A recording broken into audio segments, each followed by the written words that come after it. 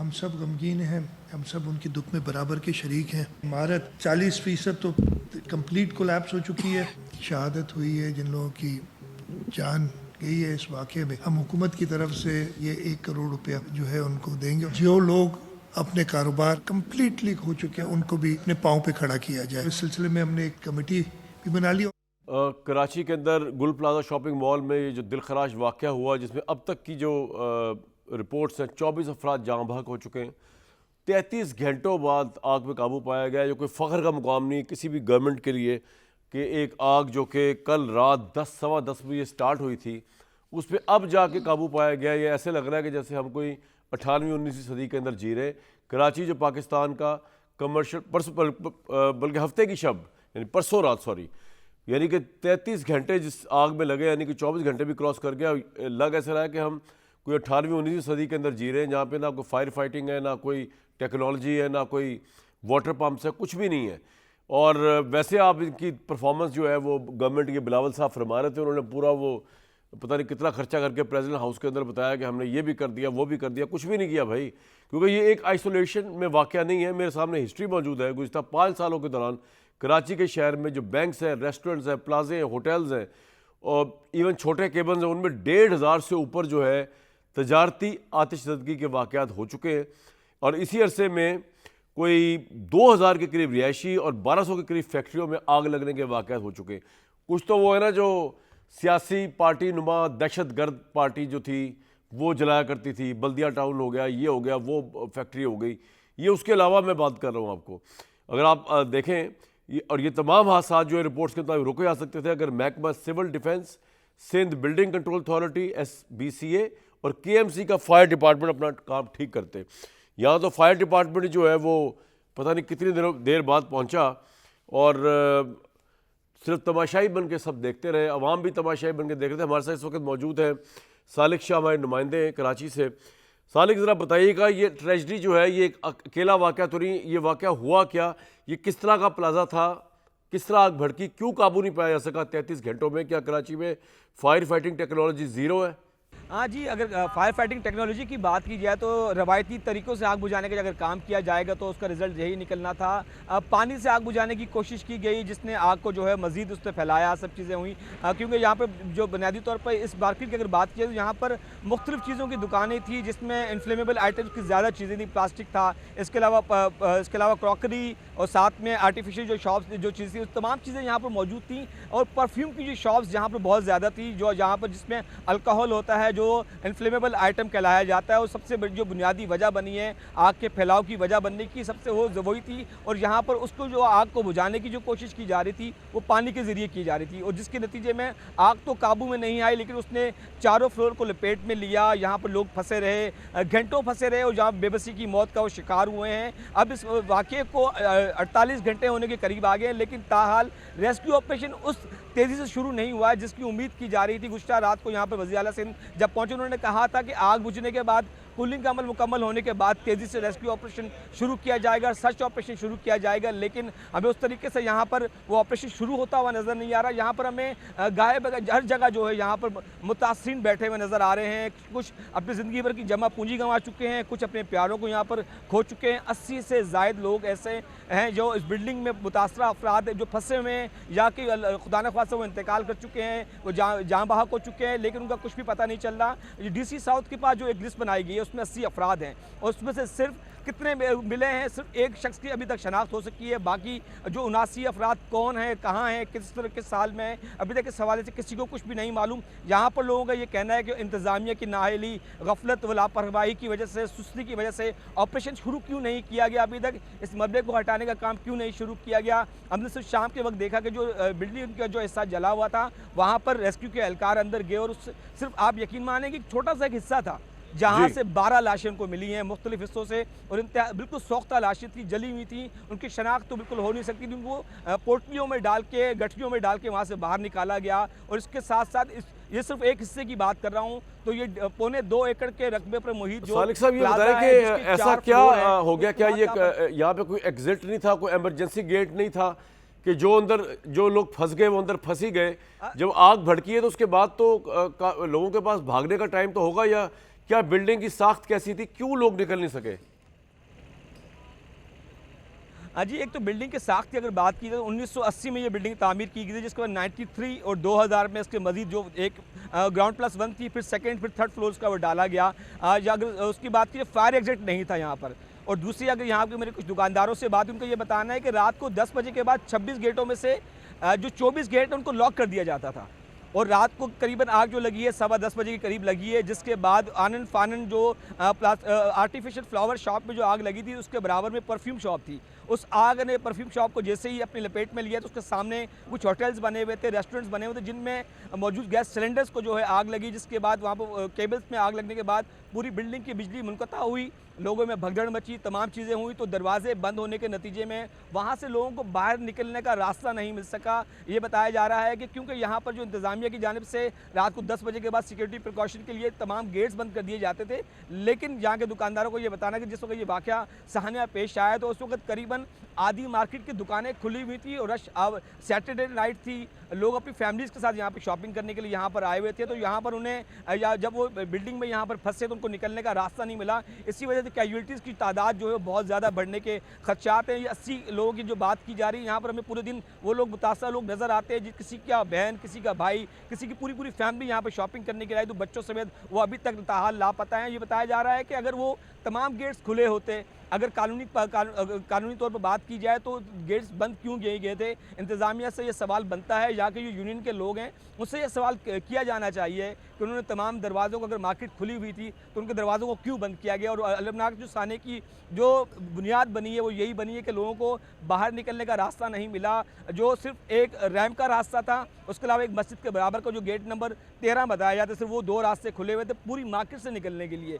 अफसोसनाक वाक़े में जब लोग यहाँ पर फंसे वो छत पर गए हैं, लेकिन बहुत सारे लोग रास्ते में ही सफोकेशन की वजह से, धुएं की वजह से, अंधेरे की वजह से वो रास्तों में ही गिरते चले गए हैं। बहुत एक सर्वाइवर से हमारी बात, उसका ये कहना है कि वो अपने भाई के साथ दुकान पर मौजूद था, जैसी आग लगी है उसके 2 भाई और 1 कज़न और 3 मुलाजमीन दुकान के अंदर ही फंसे रह गए, लेकिन उसने हिम्मत करके दुकान से बाहर निकलने की कोशिश की। ग्राउंड फ्लोर पर वो आके जब वो बाहर निकला तो वो बेहोश हो चुका था, क्योंकि उसका ये कहना है कि बिल्डिंग में इस हद तक धुआं भर चुका था कि सांस लेना मुहाल था, उसका सांस उखड़ रहा था, उसकी आंखें खुल नहीं पा रही थी, उसको नज़र कुछ नहीं आ रहा था, लेकिन अंधेरे में वो दीवार का सहारा लेते हुए बाहर पहुंचा। ये सूरत हाल थी। ये सिर्फ एक सर्वाइवर की स्टोरी, इस तरह की बहुत सारी दास्तानें यहाँ पर हैं। यहाँ पर हमें बहुत सारी ऐसी फैमिलीज़ नज़र आई जो अपने बच्चों के साथ शॉपिंग करने के लिए यहाँ पर आए, लेकिन उसके बाद वो फैमिलीज़ पूरी की पूरी लापता हैं। कुछ मालूम नहीं पड़ रहा कि वो किस हाल में है, ज़िंदा हैं, मर गए हैं। यहाँ पर जो आने वाले लोग हैं वो इसी बात का शिकवा कर रहे हैं कि इंतज़ामिया, गवर्नमेंट उनके हाल पर रहम करे। अगर जिंदा को नहीं ला सकती, कम से कम वो लाशें उनके हवाले करे ताकि उनको दिल को तसल्ली आए। सालिक साहब, ये जो 56 से ज़ायद अफराद ताहाल लापता है, ये कौन मतलब अब 33 घंटे गुजरने के बाद भी क्या ये जो आग बुझाने वाले या जो हुकूमती जो वहाँ पर मशीनरी काम कर रही है वो अंदर तक उस हद तक नहीं जा सकी कि ये 56 से ऊपर जो लापता अफराद हैं का पता चला? आप खुद भी कह रहे हैं फैमिलीज अभी भी गुमशुदा है उसके अंदर और लोगों को पता ही नहीं है कि वो जिंदा है या मुर्दा है। तो क्या ऐसी वजह है कि है तो वो प्लाजा और उसके अंदर भी 36 घंटे 48 घंटे गुजरने के बाद भी अथॉरिटीज़ जो है, ये फायर फाइटर्स के लोग जो हैं, जो कि सामान भी जिन्होंने पहन के वो तो आग में भी कूद सकते हैं, वो भी नहीं जा पा रहे? तो थोड़ा बताइएगा क्या वजह है इसकी। कामराज शाह साहब, मसला यहाँ पर यह है कि एक तो इस बिल्डिंग का इंफ्रास्ट्रक्चर का 50% जो हिस्सा है वो गिर चुका है। जो 3 के 4 जो फ्लोर है वो ज़मीन बोस हो गए हैं मुकम्मल तौर पर। उसके अंदर जो 700 से 800 दुकानें मौजूद थी, उसके अंदर कितने लोग मौजूद हैं इस बात का आप खुद अंदाज़ा लगा सकते हैं। उसके अलावा जो बिल्डिंग का इंफ्रास्ट्रक्चर जो इंटैक्ट है वो शदीद आग की वजह से बिल्कुल जो है वो मखदूश करार दिया जा चुका है, जिसके अंदर जाना खुद एक ख़तरे की बात है। इंतज़ामिया का ये कहना है कि उन्होंने आज शाम को एक हिस्से में जाकर जब उन्होंने सर्च करने की, ऑपरेशन करने की कोशिश की तो वहाँ से उनको 12 लाशें मिली, लेकिन उसके अलावा जो दूसरे हिस्से उनमें उनका दाखिला, उनका माहौल इस सेंस में हो रहा है कि वहाँ पर अंधेरा बहुत है, अभी भी धुआं है वहाँ पर बहुत ज़्यादा, और यहाँ पर इस तरह के वेल इक्विप्ड नहीं है। हमारी माजरत के साथ कहना पड़ता है, सिंध गवर्नमेंट के रेस्क्यू जो इदारे हैं वो अगर वेल इक्विप्ड होते, शायद फोम का ज़्यादा इस्तेमाल किया जाता है, टेक्निकली अगर आग बुझाने की कोशिश की जाती तो ये आग इतने मैसिव तरीके से, बुरे तरीके से नहीं फैलती। लेकिन बदकिस्मती ये रही कि यहाँ पर सिर्फ जो रवायती तरीका जो 90s का इस्तेमाल किया जा रहा था आग बुझाने का, पानी के ज़रिए आग बुझाई जा रही थी। इनफ्लेमेबल आइटम्स की अगर आग होती है उसके लिए फोम इस्तेमाल किया जाता है, दीगर चीज़ें इस्तेमाल की जाती है, लेकिन वो वसाइल इस्तेमाल नहीं किए गए। हमने पाकिस्तान नेवी की टीमों को गुज़श्ता रोज़ जहाँ पर पहले फोम इस्तेमाल करते हुए देखा। उसके बाद आग लगने के 24 घंटों के बाद आप यकीन मानेंगे कि केएमसी फायर ब्रिगेड की टीमें यहाँ पर फोम लेकर आए, जिन्होंने आग पर कूलिंग करने आग को बुझाने की कोशिश की और 36 घंटे गुजरने के बाद जब आग पर काबू पाया गया। अभी भी यह सूरत हाल है कि बिल्डिंग के कुछ हिस्सों में अभी भी आग लगी हुई है। हमें शाम के वक्त अब से थोड़ी देर पहले भी जो सामने जो एम्बेजेनार रोड के सामने का जो हिस्सा है, यहाँ पर आग के शोले बुलंद होते हुए हमें नजर आए हैं, जिसमें आग लगी हुई थी। दूसरे फ्लोर पर जब केएमसी और रेस्क्यू 1112 के रजाकारों ने अंदर दाखिल होने की कोशिश की, लेकिन बहुत ज़्यादा अंधेरा और धुआं होने की वजह से वो अंदर दाखिल नहीं हो सके, इसलिए वहाँ का ऑपरेशन जो है फिल वक्त जो रोक दिया गया। लेकिन जो डिस्ट्रक्टिव जो पॉइंट है, जहाँ से जो पूरा मलबा जो गिरा हुआ है, उसको हटाकर वहाँ से लाशें निकालने की और चीज़ें निकालने की कोशिश की जा रही है, लेकिन वहाँ पर भी जो ऑपरेशन है वो इंतहाई सुस्त रवि का शिकार है। हमने अभी थोड़ी देर पहले यहाँ पर ये देखा कि एक शख्स जिसकी अपनी दुकान थी, उसके भाई और जो दो छोटे भाई और एक कज़न जो यहाँ पर जो फंसे हुए थे, वो खुद यहाँ पर क्रेन लेकर आया। उसने कहा कि मुझे खुद ही क्रेन ले आया, इतना सुस्त रवि से काम कर रही है कि बिल्कुल सामने मेरी खुद ही क्रेन लेकर आ गया वो। उसने कहा कि यहाँ सामने मेरी दुकान है, उससे आप सामने से मुझे कम से कम उनको निकाल कर मुझे आप दे दें। यहाँ ये मामला था कि लेकिन इंतजामिया ने उसको कहा कि हम आपको ये काम करने नहीं दे सकते, उन्होंने उसको रोक दिया। तो आप ये इस बात का अंदाज़ा लगाएं कि मशीनरी किस हद तक कम है, बहुत कम मशीनरी है यहाँ पर। यहाँ का जो मलबा है, जिस तरीके से काम चल रहा है, सालिक साहब बात ये है कि एनएससी अवार्ड में से इतना अरबों रुपया लेके जाता है सूबा सिंध। बिलावल भुट्टो जरदारी साहब जो है वो सदारती उसमें हॉल में बैठ के ऐवान सदर के अंदर अभी परफॉर्मेंस दिखा रहे थे कि पता नहीं 17-18 सालों में हमने क्या कर दिया। और मेरे सामने जो रिकॉर्ड मौजूद है 5 सालों का, जिसके अंदर मैं भी पढ़ के सुना रहा था कि कराची में आतिशदगी का वाक़या होना और तजारती आतिशदगी का वाक़या होना तो मामूल की बात है।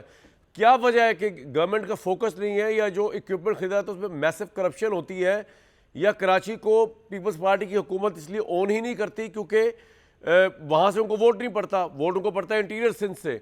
क्या वजह है?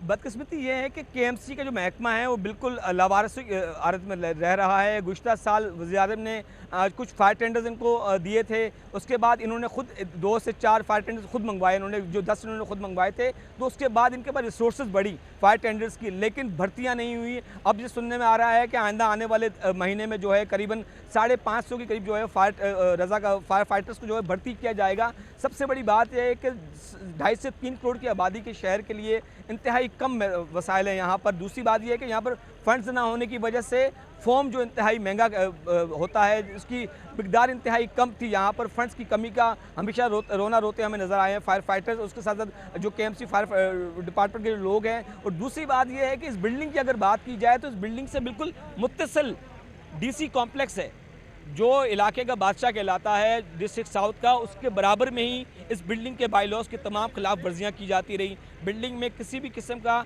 फायर सेफ्टी सिस्टम एग्जिस्ट ही नहीं करता था सिरे से, ना एमरजेंसी एग्जिट निज़ाम यहाँ पर मौजूद था, ना फायर सेफ्टी सिस्टम यहाँ पर मौजूद था, ना अलार्म सिस्टम यहाँ पर मौजूद था कि आग लगने की सूरत में लोग किस तरीके से यहाँ से निकलेंगे। बस लोग बेबसी से यहाँ पर अपनी मौत का तमाशा देखते रहे। बाहर खड़े हुए के लोग जो हैं वो बेबसी की तस्वीर बने। और उनका ये कहना है कि जब फायर ब्रिगेड की पहली गाड़ी 11:15 बजे के दरमियान जब यहाँ पर पहुँची और आग जो लगी थी 10:10 के करीब जब आग लगी थी, उनका ये कहना है कि उन्होंने फायर ब्रिगेड के हुकाम को कहा कि भाई आप अंदर जाके हमारे लोगों को निकाल के लाएं, लेकिन उनके पास ऐसा कुछ इक्विपमेंट मौजूद नहीं थे, ऐसी ड्रेसिंग उनकी नहीं थी कि वो किसी तरीके से अंदर जा सकते। वो सिर्फ उन्होंने ये शिकवा किया कि दूर से सिर्फ पानी का छिड़काव करके आग बुझाने की कोशिश की जाती रही। उसका लामाला नतीजा यह निकला है कि 2 रोज़ गुजर गए हैं, 80 लोग ताहाल लापता हैं, पूरी बिल्डिंग जल के खाकसर हो चुकी है, 50% मलबा गिर चुका है, बाकी मलबे का खुद गिरने का इंतजार किया जा रहा है। ये बड़ी अफसोसनाक सारी डेवलपमेंट्स हैं, लेकिन आप ये फरमा रहे हैं कि अभी भी कोई 50 से ऊपर लोग लापता है, फैमिलीज बीच में फंसी हुई हैं और उनका अभी तक कोई अता पता नहीं है। और इस वक्त राइट नाउ अगर हम आपको फुल फ्रेम दिखा सकें, हो क्या रहा है आपके पीछे, एग्जैक्टली क्या हो रहा है इस वक्त अगर हम दिखा सकें? जी अगर अभी मेरे कैमरे में अगर आपको दिखाएं ज़ियाउर रहमान, तो आप देखिएगा कि यहाँ पर अब जो ये जिस बिल्डिंग में दोबारा देखें यहाँ पर जो आग भड़की थी, जी दिखाइएगा जरा। तो अब जो कूलिंग का अमल है उसको किया जा, जी बिल्कुल ये दिखा रहे हैं आपको नज़र आ रहा होगा कि ये पानी की जो छिड़काव करके स्नार्कल्स की मदद से जो है बिल्डिंग में जो अभी थोड़ी देर पहले जो आग दोबारा भड़की थी उसको बुझाने का जो है ऑपरेशन किया जा रहा है। और उसके सामने आप देख रहे होंगे कि पूरा आपको ये एक हिस्सा गिरा हुआ नज़र आ रहा है। ये 2% भी नहीं है उस बिल्डिंग का जो डिस्ट्रक्टिव जो गिरा हुआ जो हिस्सा है। इसका जो अकबी जो हिस्सा है, जुबली मार्केट का जो हिस्सा है, वो बहुत बुरे तरीके से डैमेज हुआ है, जिसके अंदर 400 से 500 दुकानें मौजूद थी। यहाँ पर जो बताया जा रहा है कि 25 से 30 दुकानें सिर्फ इस मलबे के नीचे दबी हुई हैं, जबकि इसके आगे एक पूरी लाइन है दुकानों की। करीबन इस मॉल में 1000 से 1200 के करीब दुकानें थी, गोदाम थे, जो उसके मुख्तलिफ जो क्रॉकरीज के आइटम, खिलौने और तमाम चीज़ें यहाँ पर जो ज़िंदगी की ज़रूरियात की चीज़ें यहाँ पर मिलती थी, लेकिन वो तमाम की तमाम जो चीज़ें अच्छा, हैं, एक आखिरी सवाल आपसे मुझे दुकानदार बताइएगा कि यहाँ पे मैंने देखा कि लोग तमाशाई के तौर पे भी ऐसे फैमिलीज को ला के तो मतलब उससे तो बड़ा काम में रुकावट आती होगी। जो आवाम जिस तरह आ रही है, भी मोबाइल से तस्वीरें सब तारीदारी जा रही है सोशल मीडिया के ऊपर चढ़ाने के लिए, बिल्डिंग के गिरने का नज़ारा, ये नज़ारा जो हम देख रहे हैं ये भी तो बड़ा अफसोसनाक है कल से अब तक। जी बिल्कुल, आज ये हमें तमाशबीन माफिया जो जिसको फोबिया जिसको कहा जाता है, वो लोग हमें बहुत ज़्यादा नज़र आए हैं। पूरे दिन यहाँ पर हमें इंतज़ामिया, पुलिस और रेंजर्स के दरमियान उनकी आंख मचोली का सिलसिला चलता रहा, लेकिन अभी भी यहाँ पर जो है हज़ारों लोग तमाशा देखने के लिए यहाँ पर मौजूद हैं। बदकिस्मती की बात यह है कि इनको डिस्पर्स गवर्नमेंट नहीं कर सकी अभी तक। पूरे दिन यहाँ पर ये निज़ाम चलता रहा है। बहुत शुक्रिया सालिक, आपसे अपडेट लेते रहेंगे। दोबारा भी आपको शायद जहमत देनी पड़ी तो लेंगे प्रोग्राम में। बहुत अफसोसनाक वाक़या कराची में, और कोई और मुल्क होता तो ऑब्वियसली शायद बड़े बड़े हेड्स जो थे वहाँ पे उनको इस्तीफ़ा देना पड़ता, लेकिन यहाँ तो मेयर भी इस्तीफ़ा नहीं देंगे। वज़ीर आला तो खैर बड़ी दूर की बात है, हादसे होते रहते हैं, अवाम इज़ नॉट द प्रायोरिटी, लोग मरते रहते हैं। और लेकिन इन हादसात से हमें ये भी चलता है पता कि जब चीज़ें एक्सपोज होती हैं चलता है पता हम कितने बैकवर्ड हैं अभी भी। लेकिन अफसोस ये है कि उससे हम लर्न करने के बजाय कि उसको आइंदा ये काम ना हो, ये इस पर जिस तरह पानी डाला जा रहा है इस तरह पानी डाला जाएगा, और पानी से ये चिंगारियाँ जो हैं, ये जो आग के अलावा ये बुझेंगे नहीं। नेक्स्ट वाक़े के लिए तैयार रहे अहले कराची भी, बल्कि पूरे पाकिस्तान में कभी भी। लेकिन कराची क्योंकि इस वक्त मरकज़ निगाह बना हुआ है, तो मैंने कहा कि आपको इसमें ज़रूर हम बात करें। इतना मॉडर्न, इतना कमर्शियल शहर, इतने बड़ा प्लाजा के अंदर कोई एग्जिट गेट ही नहीं है। हुकूमत जो है वो इतनी नकम्मी है कि वो फायर फाइटिंग, उसके बाद वो टेक्नोलॉजी नहीं है, वो पानी से अभी भी आग बुझा रही है। उसके बहुत वार्म वेलकम जी। पाकिस्तान के सियासी हालात पर भी बात करते हैं। अहमद अवैस साहब, सैयद मोहम्मद अली साहब, मियां जावेद लतीफ़ साहब मौजूद हैं। अफसोसनाक वाक़या हुआ, इस पर भी आप ज़रूर बात कर सकते हैं मियां साहब। लेकिन पहले मैं अहमद अवैस साहब को मुबारकबाद दे दूँ, अपोजिशन लीडर अहमद अवैस साहब, बहुत मुबारक हो आपको। अचक ज़ई साहब बिलाखिर जो है अपोजिशन लीडर बन गए। वो मुझे पता चला है GJOF के सेनेटर कामरान मुर्तज़ा साहब बता रहे हैं कि नवाज शरीफ साहब के सिफारिश के ऊपर उनको लगाया गया अपोजिशन लीडर। तो अब अचक ज़ई साहब कहिएगा तरीके से ही चले। सिफारिश जी जी, अभी भी सिफारिश के ऊपर अच्छा जी सर, ये अभी भी सिफारिश पे लगाया गया। जी जी, ये कामरान मुर्तज़ा साहब फरमा रहे थे। तो इलामिया तो बड़ा ख़तरनाक सा है सर। फौरी तौर पर एक गैर जानिबदार नया इलेक्शन कमीशन तैनात किया जाए, मुश्किल है पाकिस्तान में फ़िलहाल। एक बाइख्तियार इलेक्शन कमीशन के तहत शफाफ इंतखाबात कराए जाए, ये तो पता नहीं कब होंगे। 2024 के इलेक्शन में अवामी मैंडेट छीनने वालों के खिलाफ आर्टिकल 6 लगाया जाए। अब ऐसा अब क्या हो गया, आते साथ ही आप चाह रहे हैं कि पाबंदी लग जाए अचक ज़ई साहब पे, इमरान खान समेत दीगर सियासी हसीनान को रिहा कराया जाए। लो मजाक है कोई? ऐसे थोड़ी होता है सर, दिखाएं जरा, ऐसे नहीं होने लगा सर। पता नहीं आप किस नहीं वो तो गलत बात है जी। मैंने इसलिए वो कहा ना कि वो ऑपोजिशन का काम ये है कि वो हर बात को हाईलाइट करें, और वो आगे बात है कि क्या चीज़ ज़राई किसकी कितनी होती है कितनी नहीं होती है, वो अलग बात है जी। लेकिन अभी जिस तरह आपने ये वाक़या अभी डिटेल से आप बता रहे थे, मुझे तो बड़ी सख्त तकलीफ़ हो रही है देख कर के ये इसमें कौम की साथ जो कुछ हो रहा है, ये करप्शन के बायस इन एबिलिटी के लोग जो हैं वो इंस्टॉल होते हैं सिफारिशों के ऊपर, फेवरेटिज्म के ऊपर, और अबव ऑल अवाम के अंदर, लीडरशिप के अंदर इतनी बेहिस्सी हो गई है कि मेरे ख्याल में इससे ज़्यादा उसका मुजाहरा कहीं हो नहीं सकता जो अभी ये बात सही है 2 दिन के अंदर नज़र आया। बड़ी सख्त तकलीफदेह है, इंसानी जान का किसी एक का ज़िया हो जाना और इतनी जानों का एक होना, और 1 घंटे के बाद वो आए हैं और वो देवर नॉट, और अभी तक पूरी तरह काबू नहीं पा सके। 2 दिन हो गए सर अब तो। देवर जी ये वो वेल इक्विप भी नहीं थे और वेल ट्रेंड भी नहीं थे, उनकी ट्रेनिंग भी कोई नहीं हुई थी जी, ऐसे उनके पास मटेरियल भी नहीं था। और बिलावल साहब जो है हमारे सदर में परफॉर्मेंस आप बयान कर अंदाजा रहे थे लगाइए। की 18 साल की अपनी गवर्नमेंट की, ना लगाया आप जरा। बस वो यही, हाँ बस बड़ी तकलीफ से बात है, बहुत तकलीफ से बात है। लेकिन हम जब तक इसको सहते ही रहेंगे, जब तक इसके ऊपर वक्त आएगा कि जिस वक्त ये लोग जो हैं खड़े हो जाएंगे, फिर और नुकसान होगा।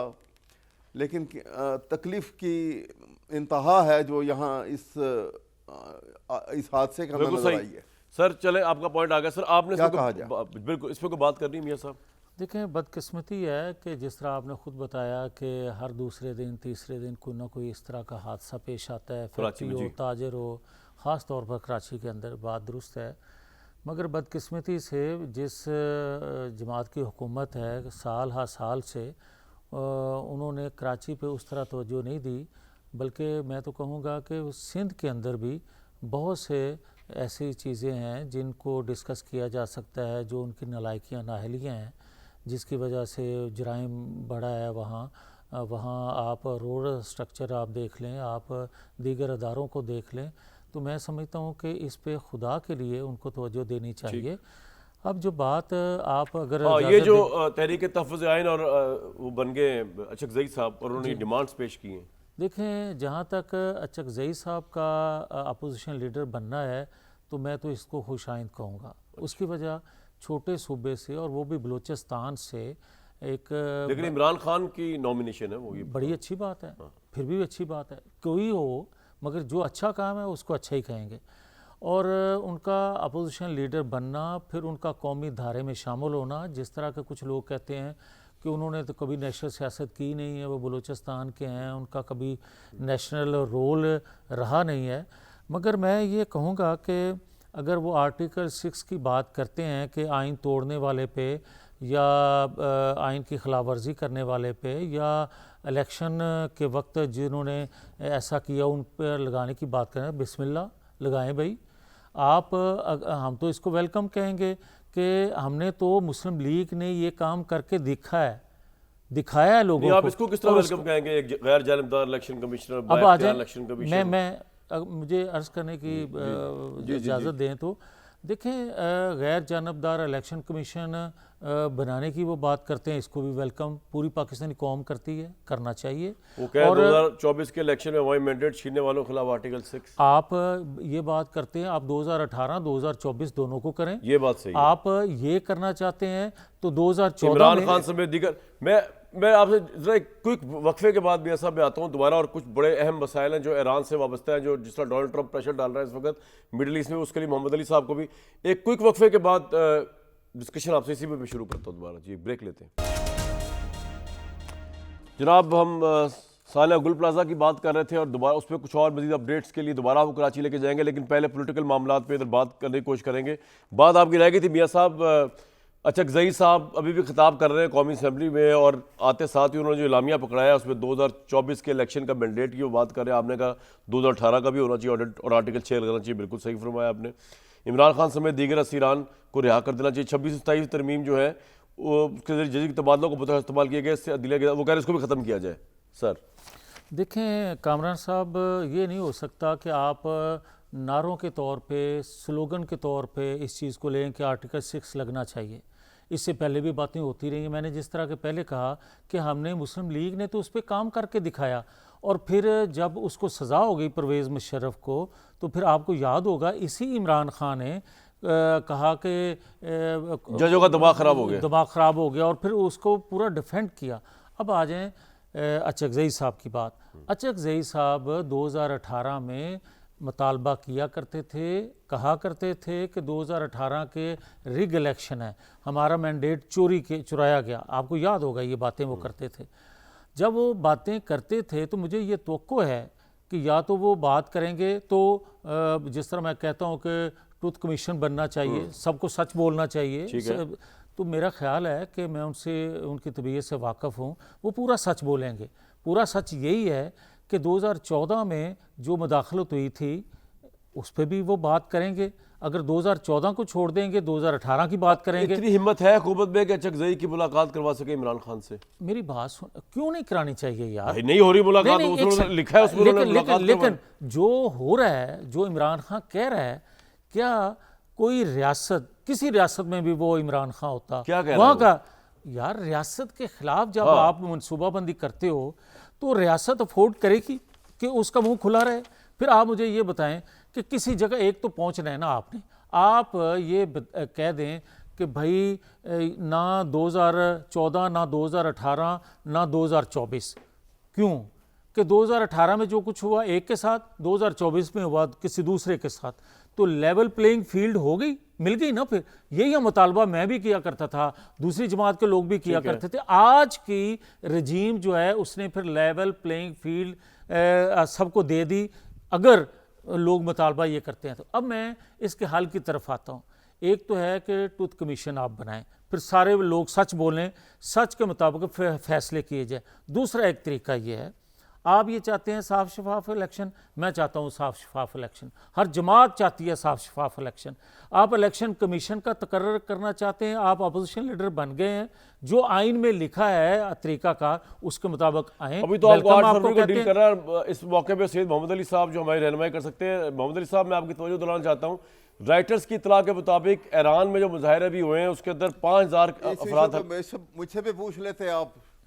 जी अहमद अवैस साहब, मैंने कहा इस इशू पे मुझसे भी पूछ लेते। ये जो मैं आपसे पूछूंगा, मैं आपसे पूछूंगा, जरा मोहम्मद अली साहब को ले लूं बीच में। आप पहले पूछ ले उनसे, कामरान साहब। अच्छा, मैं पूछ लेता हूं। आप पूछ ले उनसे, कोई बात नहीं। चले चले अवैस साहब रिस्पॉन्ड कर दें, क्या फरमा रहे हैं आप? देखिए, मैं ये कह रहा हूँ कि बात ये है कि जो पाकिस्तान के आइन के अंदर 18वीं तरमीम के अंदर जो अमेंडमेंट हुई थी ना, उसमें आर्टिकल 6 को अमेंड कर दिया था, और उसमें ये लिखा गया था कि जो मावन साबित होंगे, जो इसमें हेल्प करेंगे, आर्टिकल 6 के अंदर आया कि जो पाकिस्तान के आइन को तोड़ने में या उसके मैंडेट से तजावुज करने के लिए जो हेल्प करेंगे, जो मावन साबित होंगे, वो भी इक्वली उनको भी लायबल टू बी पनिश्ड। इसीलिए जो अचकजई साहब ने ये बात की है वो उस बुनियाद के ऊपर की है। और जहाँ तक ये इलेक्शन की बात कर रहे हैं तो 18 की बात करते हैं, 13 के ऊपर भी इल्ज़ाम था। वो तो फिर जब इंक्वायरी करनी है तो बेशक करो, लेकिन सवाल ये है कि जो कुछ हुआ है इसमें कोई शक नहीं है कि ये जितनी खुल के ये बात नहीं करेंगे और कहीं भी किसी जगह पे और उस एतमाद पे कौम को लेकर नहीं आएंगे, और ख़ुद पॉलिटिशियन जो हैं वो इर्रेस्पेक्टिव किस पॉलिटिकल पार्टी से उनका ताल्लुक है, वो तमाम के तमाम आइन के ऊपर बैत नहीं करेंगे, उसके ऊपर हाथ रख के हलफ नहीं उठाते हैं कि हम किसी को ना तोड़ने देंगे, ना खुद तोड़ेंगे आइन को, कोई किसी शिक को, और ना इसे किसी को तजावुज करने का हुक्म देंगे। सर वैसे एक बात बताऊं मैं आपको, ना सिर्फ ये अहमद अवैस साहब, अगर आर्टिकल 6 इन्वोक कर दिया ना, पाकिस्तान का कोई पॉलिटिशियन मेन स्ट्रीम नहीं बचेगा, ये इमरान खान साहब समेत कोई नहीं बचेगा। खत्म करें, तब वो जी ना बचे कोई करें। मोहम्मद अली साहब, आपने अगर तो जी वैसा ये मेरी बात सुनिए, जो कैंसरस टिश्यू है ना, मेरी बात सुनिए, एक सेंटेंस, एक मैं कहना ये चाह रहा हूं कि देखिए, अगर एक कैंसरस टिश्यू जिस्म में रह जाए तो वो इतनी तेजी से ग्रो करता है कि वो सारी बॉडी को फिर दोबारा कैंसरस कर देता है। इसलिए इट हैज टू बी, ये सर्जिकल ऑपरेशन जो है जब तक नहीं होगा, हम इसी तरह सर्जरी का आगाज खुद से स्टार्ट करना पड़ेगा, खुद से स्टार्ट करना पड़ेगा। जी कोई आप क्या कह रहे हैं? अवैस साहब ने कहा था कि सहूलतकारी, आपने खुद कह दिया कि ये सहूलतकारी तो सबसे पहले इमरान खान ने दी, मगर जो ये बात कहना चाहते हैं कि कहीं कहाँ सबसे पहले इमरान, यार आप 2018 ना करो अहमद अवैस साहब, आप मुझे ये बताएं कि आर्टिकल 6 की सजा मिली थी ना परवेज मुशर्रफ को, तो उसका सहूलतकार कौन बना था, और आर्टिकल 2018 का बेनिफिशियरी कौन था? इमरान खान का। क्या करें इस तरह यार, आप मेरे बड़े भाई हैं, मगर वो बात किया करें जो पूरा सच हो। आप बात अच्छी करते हैं लेकिन पूरी किया करें। जी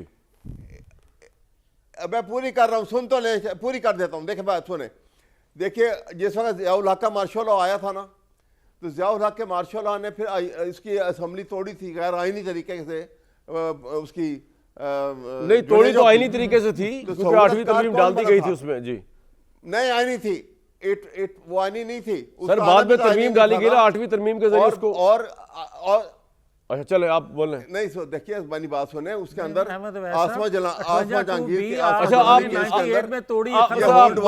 क्या कहना चाह रहे हैं कि नवाज शरीफ साहब साथ मिले हुए थे उस वक्त? आसमा यही कहना चाह रहे हैं ना आप यही कहना चाह रहे हैं? आसमा जलानी केस में ये सर छोड़, ये होल्ड हुआ था। ठीक है, ये होल्ड हुआ था, उसके अंदर सिर्फ एक नाम एक आसमा जलानी केस में ये होल्ड हुआ था सुप्रीम कोर्ट ने कि जब यूजर पर आ जाता है तो उस वक्त वो ताकतवर होता है, उसको कुछ नहीं कर सकते। जब वो आउट ऑफ पावर होगा उसको सख्त पनिशमेंट दो उस वक्त। तो वो जो आउट ऑफ पावर थे मुशर्रफ साहब, आप तो उनको नहीं दे सके, बल्कि आपने जजों को पागल करार दे दिया सर। इस पे आर्टिकल 6 लग जाना चाहिए। जिन जिन पॉलिटिशियनों ने साथ दिया उस वक्त, खिलाफ गए उस फैसले के, इम्प्लीमेंट नहीं किया। अवैध साहब तो पता नहीं दिया ने, मैं तो उसके खिलाफ, मैंने नहीं तो सर, सबसे आपकी पहले बात किया नहीं हो रही यार। था। अब ऐसा व्यक्ति, जब आपके पास पॉइंट नहीं होता ना इमरान खान के डिफेंस का, आप अपने पे ले जाते हैं। आपकी तो बात नहीं कर, आप तो शरीफ आदमी है। अच्छा, मैं आगे जाऊंगा जरा मोहम्मद अली साहब को। नहीं, मैं तो सियासत के बदमाशों की बात कर रहा हूँ सर, पहलवानों की बात कर रहा हूँ। आप जैसे मोहसिन आदमी की बात थोड़ी हो रही है। आप क्या ताल्लुक इस गंद से? हम गंदगी की बात कर रहे हैं। आपका मेरा कोई ताल्लुक नहीं है वैसा साहब। ये मियां जावेद लतीफ साहब हो गए, शहबाज साहब हो गए, इमरान खान साहब हो गए, इनको लड़ने दें आप, छोड़ें आप। एक और साफ शख्सियत के पास जाते हैं, इनका भी कोई ताल्लुक नहीं है। मोहम्मद अली साहब, मुझे बताइए कि ईरान में हलाकतें जो है 5000 होगी राइटर्स के मुताबिक। कहा यह जा रहा है कि वहाँ पे ये लॉ एंड ऑर्डर का मसला इसलिए भी होगा, इसराइल और बैरून मुल्क ग्रुप जो थे वो शामिल थे। अब 8 फरवरी की कॉल दी है तहरीक इंसाफ ने। मैं हरगिज़ ये नहीं समझता कि तहरीक इंसाफ मुल्क दुश्मन पार्टी है, बिल्कुल नहीं है, लेकिन उससे फ़ायदा उठाकर कोई दहशतगर्द, कोई और लोग भी तो 8 फरवरी को कोई तमाशा कर सकते हैं जिसमें आम इंसानों की जान जा सकती है। ईरान में 5000 लोग मारे गए। इस चक्कर में रोशनी डाली है इस बारे में। जी बिल्कुल कमरान साहब, बहुत शुक्रिया। बहुत अहम पहलू है। देखिए, पहली बात ये है कि ह्यूमन राइट्स को प्रीटेक्स्ट बना के, बहाना बना के, आपने देखा कि 4-5 मुल्कों में कामयाबी के साथ, ये पुराना स्क्रिप्ट है, पुरानी टूल किट है, रजीम चेंज की गई है, मुल्क को डिस्टेबलाइज और तबाह किया गया है। चाहे वो लिबिया हो, चाहे वो इराक हो, चाहे वो अफ़गानिस्तान हो, चाहे वो शाम हो, और ये 5वां मुल्क था ईरान, जिसमें खुशकिस्मती से ये कोशिश नाकाम हुई है। लेकिन हमारे लिए इसमें लेसन्स बहुत अहम हैं। मैं चंद लेसन्स 2 मिनट के अंदर आपको बताता हूँ। नंबर 1 कि पुरअमन मुजाहरे में और इंतशार में बहुत बारीक लाइन होती है, लेकिन वो क्रिटिकल रेड लाइन होती है नेशनल सिक्योरिटी के लिए। नंबर 2 ये कि जो गैर मुल्क में जो मुकीम सियासी अनासर होते हैं, वो मुल्क के अंदर बगावत बर्पा करने, रियासती इदारों के ख़िलाफ़ नफ़रत उभारने, उनके अंदर लोगों को बागी करने के लिए जो रोल प्ले करते हैं, वो बड़ा इंपॉर्टेंट है। ये चीज़ आपको यहाँ पे भी नज़र आ रही है। कुछ लोग बाहर बैठे हुए 9 मई में को भी पाकिस्तान के फ़ौज के अंदर बगावत की कोशिश कर रहे थे, और इसी तरह का रोल आपने देखा रज़ा पहलवी साहब भी कर रहे थे अमेरिका में बैठ के। तीसरा रोल आप बहुत इंपॉर्टेंट कॉमन फैक्टर है अफ़गानिस्तान के लोगों का। अफ़गानिस्तान के जो गैर मुल्की ईरान के अंदर मुसाद और CIA के लिए जासूसी कर रहे थे, टारगेट की गाइडेंस दे रहे थे, सहूलतकारी कर रहे थे। यही रोल पाकिस्तान के अंदर भी जो गैर मुल्की ख़ास तौर पे अफ़गान मौजूद रहे हैं, उनका रोल रहा है सहूलतकारी में दहशतगर्दी के हवाले से। चौथा और सबसे इंपॉर्टेंट रोल आप देख रहे हैं कि जो 21वीं सदी की रजीम चेंज का ऑपरेशन में क्रिटिकल और डिसाइसिव रोल सोशल मीडिया का है। सोशल मीडिया में आपने देखा कि स्टार लिंक को जो है उन्होंने सबसे बड़ा एक स्ट्रेटेजिक इंटरवेंशन का रोल प्ले किया, और ये जो हज़ारों शहादतों की आप बात कर रहे हैं, उस सिचुएशन को मैनेज उन्होंने सिर्फ इंटरनेट को बंद करके किया। ये बहुत इंपॉर्टेंट रोल है कि, और एक बड़ा इंपॉर्टेंट आपसे इंफॉर्मेशन भी शेयर कर रहा हूं कि उन्होंने यहां तक किया फॉरेन हॉस्टाइल एजेंसीज ने कि इनके मीडिया चैनल्स को हैक करके उस पर पहलवी साहब के पैगामात चलवा रहे थे। इतना ज्यादा इंटरवेंशन बहुत सीरियस थी। और आखिरी चीज, एक जुमला जी, मैं उसी की तरफ आ रहा हूं। वही मेरा आखिरी पॉइंट है कि चाहे वो 9 मई हो, चाहे वो 8 फरवरी हो, ये जो बारीक लेकिन क्रिटिकल लाइन है इंतशार और पुरअमन मुजाहरे में, ये बड़ी इंपॉर्टेंट है। जो कॉल है वो पहिया जाम की, शटर डाउन की है। भाई, जमहूरी और आइनी हर एक पुरअमन और ज़िम्मेदार रियासत में ये हक हासिल है, हर शहरी को हक हासिल है, आपको और मुझे भी हक हासिल है मुजाहरे करने का अपने हुकूक के लिए, जमहूरियत के लिए, आइन के मुताबिक। लेकिन इंतशार का रास्ता अपनाना, पहिया जाम करना, मईशत को नुकसान पहुंचाना, लोगों को उकसाना, रियासत के खिलाफ उभारना, ये मैं समझता हूं ये वो बारीक लाइन है जो हमारे मीडिया के जरिए से आवाम को समझनी चाहिए कि जनाब, आप अपने हुकूक के लिए लड़ें, आप अपने हुकूक के लिए आवाज बुलंद करें, लेकिन आप रियासत में तोड़ फोड़। 8 फरवरी को देख लीजिएगा कोई ऐसा काम ना हो जाए। आखिरी बात कमरान साहब, आखिरी लाइन। तो हमने सिर्फ ईरान नहीं, एक सेकंड, ईरान नहीं, हमने लिबिया, शाम, फलस्तीन और अफगानिस्तान, इराक, इन तमाम मुल्कों से लेसन लेना है कि ये ह्यूमन राइट्स और जमहूरियत के नाम पे अगर हम सर, ये अपना बिहेवियर आपका पॉइंट भी आगे तो ले जाने दे, बिल्कुल आपने बड़े सटिफ तरीके से पॉइंट बयान कर दिया। दुश्मन हमारा अहमद अवैस साहब 8 फरवरी को हंगामा ना कर दीजिएगा, फायदा उठा सकता है। दहशतगर्द का फायदा उठा ले सर, दोबारा फिर आप प्रॉब्लम में आ जाए आपकी पार्टी। नहीं, सब नहीं कोई उठाते, दहशतगर्द तो अंदर है हमारे। मैं इसका जवाब देता हूँ, अंदर अगर तो दो इमरान- 2 मिनट दे दें मुझे। जी ओ भाई 2 मिनट जी देखिए, वैसे, मैं बताऊँ। जी क्विकली। देखिए, जो ये बात कर रहे हैं ना, देखिए अभी जो मोहम्मद अली साहब ने बात की है कि ये बड़ी थिन जो है क्रिटिकल लाइन होती है, बिल्कुल दुरुस्त कह रहे हैं। अब दहशतगर्द तो हमारे अंदर हैं, जिन्होंने पाकिस्तान के आइन को तोड़ के आपकी और बात हो रही है। पाकिस्तान की वो आइडियोलॉजी जिसकी बुनियाद रूल ऑफ लॉ के ऊपर है, उसकी जगह के ऊपर उन्होंने रूल ऑफ अथॉरिटी और डिस्पोटिज्म ले आए, और पाकिस्तान के अंदर जो उन्होंने डेमोक्रेसी और इंडिपेंडेंट जुडिशरी को ख़त्म करके वहाँ पे एक शख्स जिसका कोई ताल्लुक जो है वो बीइंग अ गवर्नमेंट सर्वेंट, वो तमाम स्टेट की अथॉरिटी को एक्सरसाइज कर रहे हैं अपनी फेवर के अंदर, just for the person, for the matter कि वो इस वक्त जो है वो अपनी मर्जी के अमेंडमेंट ला के दहशतगर्द ये हैं जिनको आप कह रहे हैं कि जो भाई दहशतगर्द मेरे सामने बैठे आपके हिसाब से। अवैस साहब एक मिनट, मैं अवैस दहशतगर्द।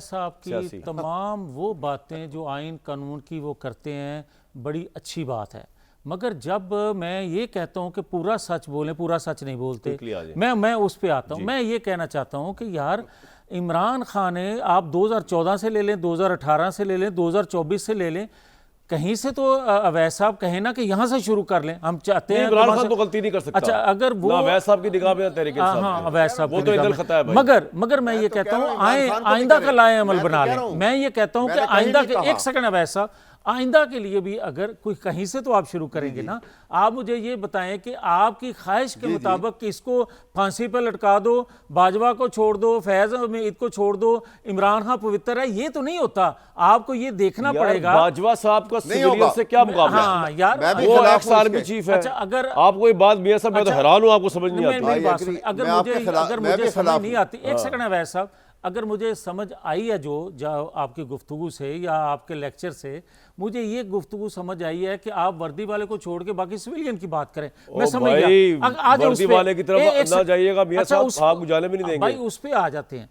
मुझे ये बताएं सबकी कि तरफ जा इमरान रहा हूं। खान को कटहरे मैं में तो ले सबकी आए, बात हमें कर रहा हूं। कटहरे में ले आए। अवैस साहब- अब आप देख लें कि किसने आइन तोड़ने वाले को शह दी, आप सब सहूलत शामिल करी हैं आइन दी। तोड़ने की सहूलतकारी में। अच्छा, हर फिर मौके सबको मौके सदा पे। दें। आपने तो उस इफ्तिखार चौधरी के लिए मूवमेंट चलाई थी जिसने आइन तोड़ने वाले मुशर्रफ साहब को लेजिटिमेट किया था। आप तो खुद मुजरिम में जिस बहुत तरह बड़े। अहमद अवैस साहब बात कर रहे हैं ना, तो आपने मैं सुप्रीम उनसे कोर्ट भी में हमला मुतासर कर हो दिया गया यार, था। छोड़े आपकी बात। मैं उनसे भी मुतासर हो गया था कि शायद आइन की बात कर रहे दोबारा हैं। लूंगा, लें जी उनको, हमारे जो रिपोर्टर है वहां से, एक बात उनसे पूछनी है मैंने, जो मेरे जहन में अटकी हुई है, सालिक शाह साहब से क्विकली जरा ले लें उनको।